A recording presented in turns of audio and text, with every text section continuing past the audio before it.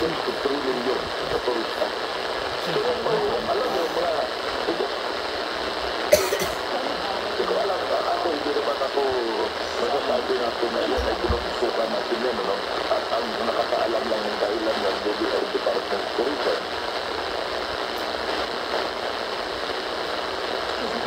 Pero bilang layman, tayo, bakit marami nagpupunta sa Thailand? Marami nagpupunta sa Malaysia. At tayo ang mga Southeast Asian country. Tayo nangungulat ay napakarami naman ang ating mga tourist destination. Na magaganda. Andyan yung mga sa Palawan na yan, yung sa Bohol, andyan yung Boracay, andyan yun talagang maraming pumupunta, no? E bakit sa kaunti ang nagsisipag ng Pilipinas? Kaya ang tanong dyan mga kababayan, hindi. Kaya yung perception sa atin ngayon ng ibang bansa, lalo na yung mga turista nila, ay ang Pilipinas pura. Hindi mo lang silang tiwala sa mga Pilipino. Kasi alam nyo, hindi lang tayong nakakaalam ng nangyayaring korupsyon ngayon. Laganap sa buong mundo. Yung nangyayari dyan na katulad ng plan control ngayon na korupsyon. Nakakatak yung mga public officials natin sa pananakaw sa taban ng bayan. No? Hindi kaya yan ang nakatasis ko. Isa sa dahilan. Hindi ko sinasabi kasi primary reason.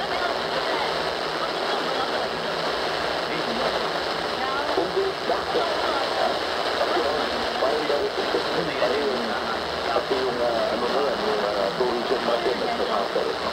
Kasi alam mo, tourism mga kabuksan.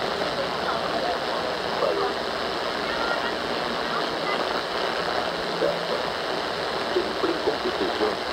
Pag ang isang turista dumating sa bansa nito, gumastos na siya ng $2,000 ang gastos. Pagkatahe, kasama yung hotel, pagkahe, transportation. Alam nyo, sa nangyari ng 25 million na pumasok na sa turista sa Thailand, sa Malaysia, mahigit pa nga. Isipin nyo kung gaano karaming pera yung pumasok sa ekonomiya. 25 billion po yan, mga kababayan. $25 billion.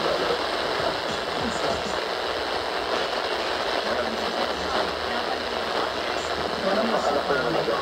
Kung ang gross domestic product ay nasa 500 billion, that is around 5% of your gross domestic product ang contribution niya. Ilang billion na tao ang na-employer. Napakarami po mga kababayan.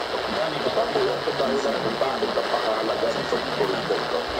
Katulad ng sustain, inaayawan nila yung isa dahil sa sobrang dami pumupunta. Between 100 to around 150 20 million tourists ang bumubuong sa Spain. At yan ay inaayawan at inaayawan na nila ngayon. So dahil lang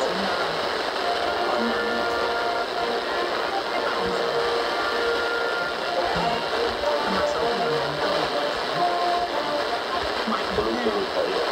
Ayan po mga kababayan, magtatanong ka mo yung binabantayan mo, bakit nangyari yan? Tapos ang World Bank, ang IMF sa araw ng palabas ka, imbis daw lalaki ang ating ekonomiya ng around 5%, 4 point something lang, 4 point bumagsak ang ekonomiya natin.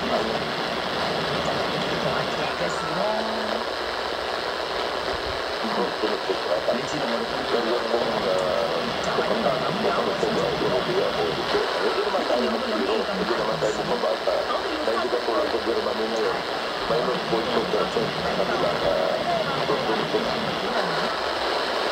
Kaya pa rin naman tayo. Pero yung in-expect, yung inaasahan ng ating pamahalaan na pamahigit sa 5% ang pagkikita, ang paglaki ng ating ekonomiya, ay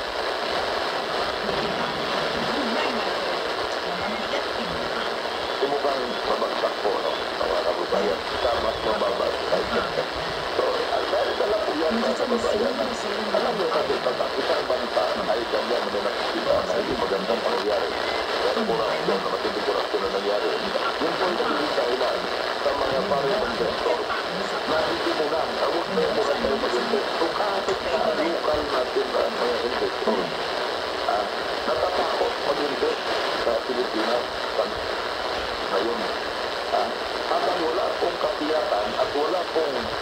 malinaw na mayroon pong makaparusahan diyan sa nangyaring korupsyon sa ating pamahalaan.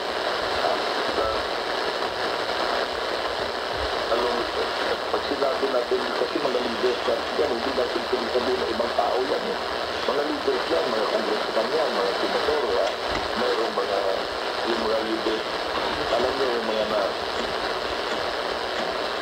ano tawag yan, appointed officials ng DPWH, hiring officials, leaders yan. Kasi in their own field, nagsabitin mga engineer yan, dapat sila magtataguyod ng kagalingan ng ating bansa.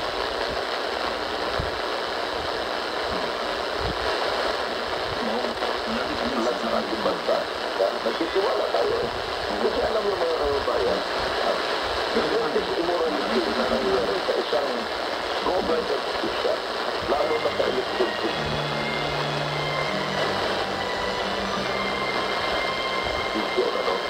Yung magnanakaw sila sa kabanatay, magnanakaw sila, kasi alam mo, yung public trust, alam mo, pag inihilal ka ng taong bayan, andun yung tiwala eh. Naniniwala sila na mahusay ng tao, pampalakas yung kaalaman, may integridad ka, narinig ka sila, with integrity. So naniniwala tayo sa tao na naihalal, demokrat, country tayo. Kapag naihalal ka, ang ibig sabihin, may nanalo ka sa isang eleksyon, majority,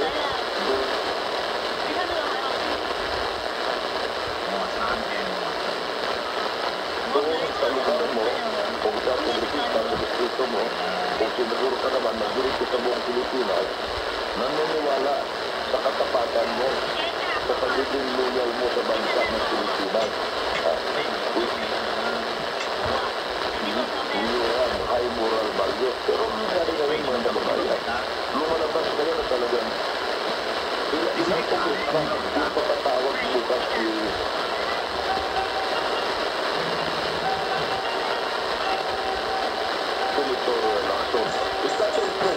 kapag tinatawag ka, busy ka. Hindi o. Kasi yung rules ng ganito naman, paglilinaw lang yan. That is in aid of legislation. Pero sa ganong paraan, pag tayo'y nakabalotod at maipaliwanag ninyo ang inyong posisyon, paglilinaw yan. Hindi ibig sabihin, no? Dito, mga kababayan, huwag muna. Kung sino man ang naimbitahan ng mga politiko, bukas, sa Blue Ribbon Commission, it doesn't then mag-iisip na. Huwag mo lang, huwag natin isipin yan. Tinatawag sila dahil sa paglilinaw. Ngayon, ako sila magsabi na guilty